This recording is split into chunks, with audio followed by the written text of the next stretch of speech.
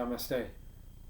Okay, guys. All right, the next concept in terms of energy is the concept of mechanical work. Okay?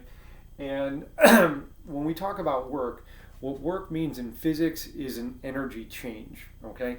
When you change an object's energy, when you either give it some energy or you take it away in some form, we say that we did work on the object. Okay? So let's just get the definition down. All right, work is an energy change.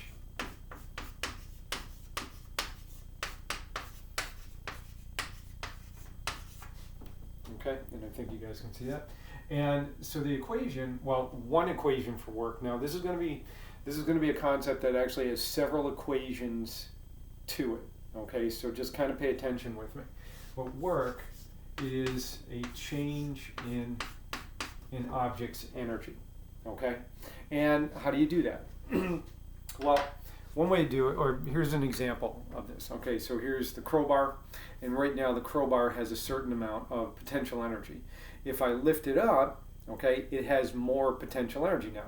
How to get that energy? Well, that energy came from me. So we say that I did work on the object. Okay, it didn't just gain the energy out of nothing.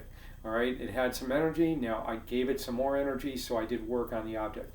As I bring it back down to the original position, all right, we say that gravity did work on the object. So I lift it up, I gave it some potential energy. That's positive work. Okay, if I were to let it fall, we say gravity did work on the object. And what did gravity do? It took away some of that energy, that potential energy. Okay, so it was here, but now it's here. It has less, so gravity took it away. All right, so in order to perform work on an object, in order to change an object's energy, you need to have a force. A force is involved. All right, forces change an object's energy. They'll either give an object energy or they'll take it away. Okay, so it kind of looks like this, right? Let's say I have a mass like that. Okay, and then I have a force acting on the mass. Okay, so what happens? Well, the mass, in theory, would move, and it would gain some kinetic energy. Okay, let's discount friction here for a bit. All right, now something to look at. All right, so work depends on a force. If I applied more of a force, I would change this object's energy more. If I had a little force, it would only change a little bit or would change less. Another thing it depends on is how far or how long that force acts on the object. Okay, in other words, its displacement. Okay, so the more you push an object, the more energy you give it. Okay, and that's reflected in the variable d for displacement. Okay, so it depends on your displacement. The other variable that it depends on, if you take a look at the angle here, okay? So in this case right here, some of the force that's acting on this mass, some of it's going down into the ground and is being wasted. Some of it is actually doing the work. It's going in the direction of displacement, causing the objects to gain energy, all right? And if this is the angle right there, this right here is the cosine component. Okay, of the angle that's actually doing the work. All right, the sine component is just being wasted. So work is F times D, all right, cosine of the angle, okay, that the force is acting upon, all right? And something that I want you to notice here, all right, at 90 degrees, the cosine of 90 degrees is 0. Cosine starts at 1, and then at 90 degrees goes to 0. And that kind of makes sense, because if you think about it, okay, if I were to, now this is the displacement, and by the way, that's a displacement vector, all right, displacement's a vector. If I were to have the force act in that direction, which is, you can see it's 90 degrees to the ground, to the displacement, no energy change would happen. Here's another way of explaining that, okay? All right, so if I take my crowbar and it has a certain amount of potential energy, okay? Now remember, cosine is at a maximum, all right, at 0 degrees. It's at a minimum at 90 degrees. Sine is the opposite. It's 90 degrees out of phase. All right, so check it out. Right now, all right, I'm going to work against gravity and I'm going to lift it up, okay? So notice that the displacement and the force I'm acting with are in the same exact direction, okay? I get the maximum amount of energy out of my force if I push it in the same direction that the object is going. All right, as opposed to this. Now look at this. If I take and I I move the object sideways. Now the object was here. Now it's here. Did I change the energy of the object? No, I didn't. It's still at the same height. It still has the same amount of potential energy. So even though I moved the object, I didn't do any physical work on it. I didn't give it any energy. I didn't take away any energy. And if you notice, the displacement was sideways. It was that way. The force I was using is this way, okay? And so that's a 90-degree angle. So my cosine would be term, in that case, would be 0, all right? And that meant I didn't do any work on the object, okay? All right.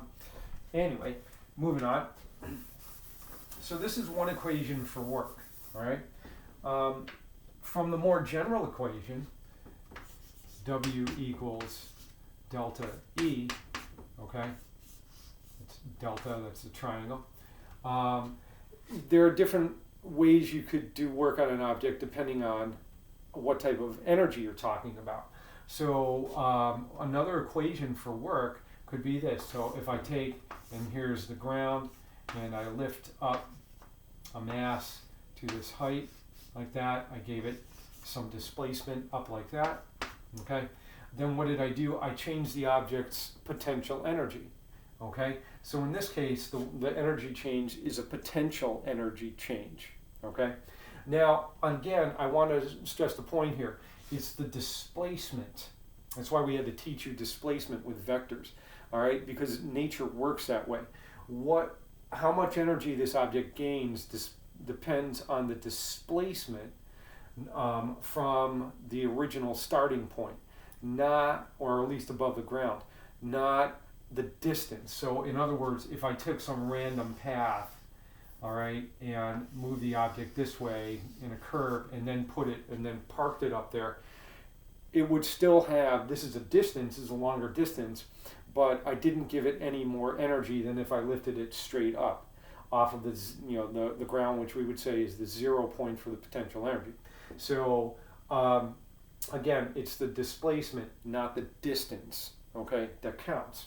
All right, so in this case, my energy change would be, or the work done would be the change in potential energy.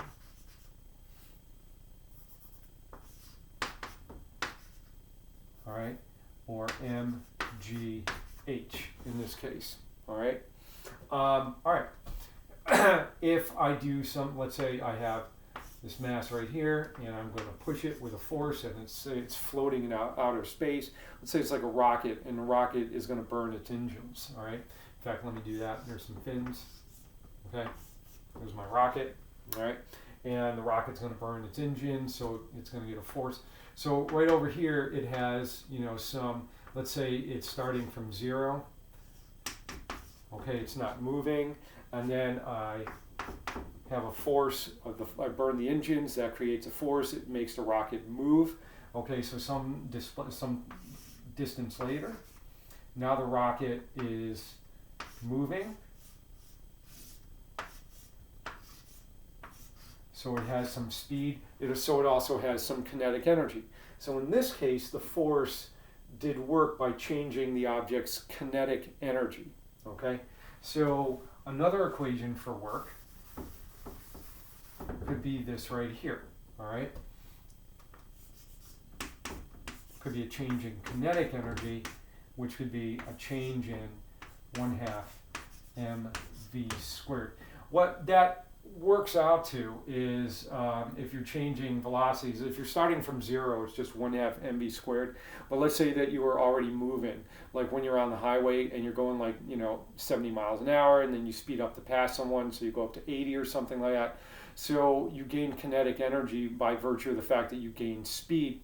All right, and how'd you do that? Well, the engine provided a force on the car, and that gave the vehicle the kinetic energy. All right. So what this boils down to is 1/2 mv squared minus v naught squared. Okay? All right. So you could have a change in energy because you change potential energy of the potential energy of the object, or you could change its kinetic energy. And then the third way to do it is to actually do both at the same time.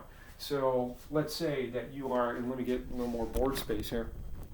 Okay, so let's say that you are in a car and you're going up a hill and you're speeding up. So you have some, let's say that you're at rest, okay, at the bottom of the hill, and you speed up.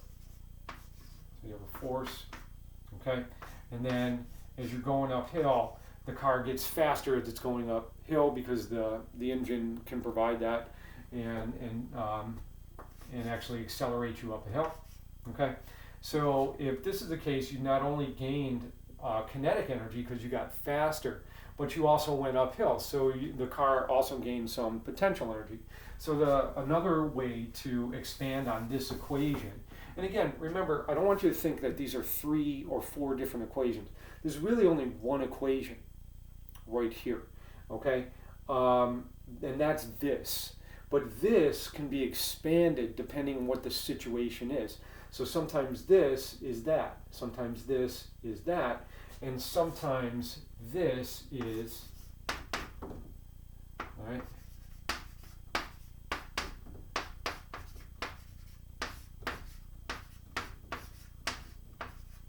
So sometimes it's the two of them combined, okay?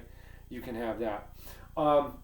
Another thing to note there is in terms of f times d cosine theta, if you take a look at the mg h version of this equation, or the potential energy version of this equation, what is potential energy? Well, actually, if you take a look at this, what is m and g? Well, m and g is weight. Well, that's a force. That's a letter F, the two together. H is just a displacement. So it's actually, this and this are actually just different versions of the same equation. Okay, want you to know that energy or work, because it's a change in energy, has units of energy on it. Okay, so the units are joules. All right. And actually, this is how we actually get a joule, all right? 1 joule of work is defined as, all right, 1 Newton of force, okay, acting over a distance of 1 meter. So it's a joule is a Newton meter, okay? And that's kind of how we get that, all right? Okay, so just to do a quick example. Okay, so and there's some examples in the PowerPoint I'm going to give you, all right? But just to do a quick one on the board. So let's say that a very simple one. Numbers off the top of my head. So let's say I have a 10 kilogram mass, and I'm going to lift it up a displacement. Let's do 5 meters, and the question is, how much work, how many joules of work were done on the object by lifting it up 5 meters? Well, in this case, what am I doing? Well, the energy change in this case is a potential energy change. So I don't see a force in here. All right, if they told me a force of 58 newtons worked on an object over a displacement of 10 meters, that's a different, you'd use the FD version. In this case, I'm lifting it up, so I'm looking for the energy change, which is potential. So work is going to be a change in the potential energy of the object. All right, so in that case, it's just going to be, it has 0 down here, so it's MGH. So it's 10 times 9.8 times 5. Let's see, 10 times 9.8 is 98 times 5. That's going to be just under 500 joules of work. So it's just a little bit less than 500 joules of work done on the object in lifting it up from this place to that place right there. Okay, all right, I'm going to give you guys some simple problems on this. I also expect that you call in during my office hours so I can help you guys out as much as possible. All right, and I'm also doing like a quick, I'm going to try and do a quick screencastify also on the PowerPoint that I'm giving you. Okay, or actually the Google Slides that I'm giving you.